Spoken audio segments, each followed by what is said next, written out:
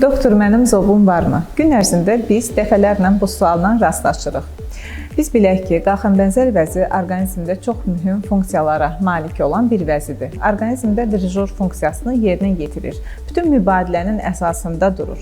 Əlbəttə ki, qalxan-bənzər vəzin çatışmazlığı, qalxan-bənzər vəzin artıq işləməsi müəyyən xəstəliklərə gətirib çıxara bilir.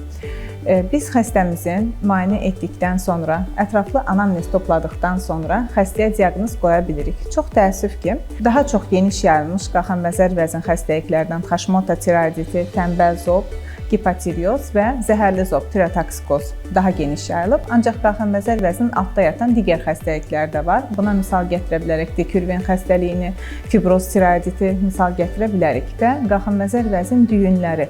Əgər bir pasientimizdə düyün aşkarlanıbsa, bu düyünün xarakteristikası bizim üçün önəmlidir.